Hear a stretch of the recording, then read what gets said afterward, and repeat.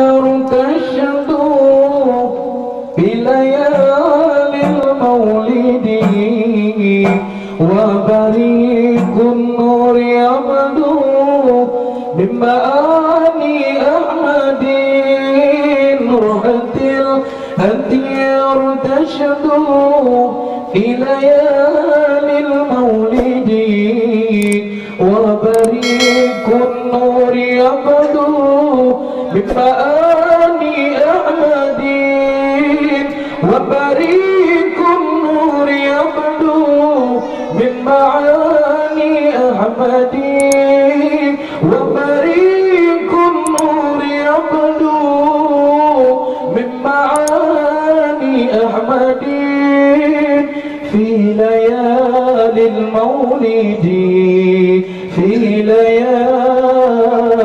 المولد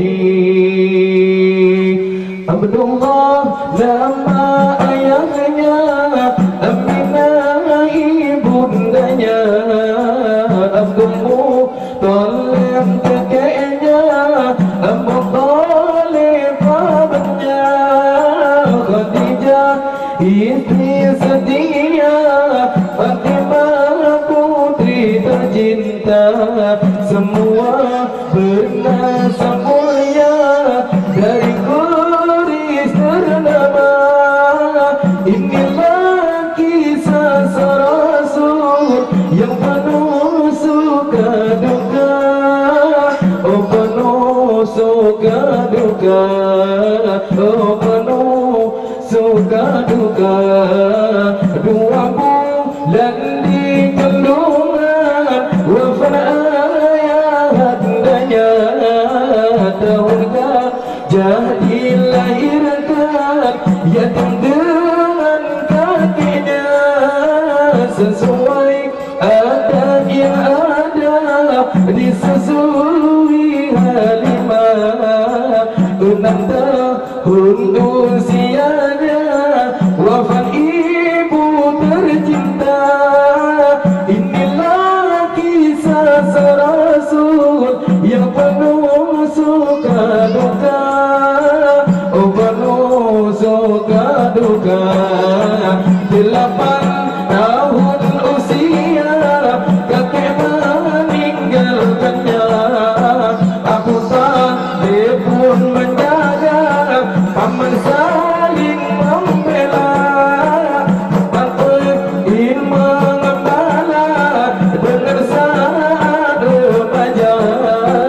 Umur 25 memberi istri Khadijah. Inilah kisah Rasul yang penuh suka duka, oh penuh suka duka. Di umur ke-30 mempersatukan bangsa, saat terletakkan batu Hajar Aswad mulia. 40 tahun mendapatkan isyarat, dia pun menjadi Rasul akhir para anbiya. Inilah kisah Rasul yang penuh suka duka, oh penuh suka duka. Abdullah nama ayahnya, Aminah ibundanya, Abdul Muttalib kakeknya, Abu Thalib pamannya, Khadijah istri setia, Fatimah putri tercinta, semua bernasab mulia dari kuris ternama.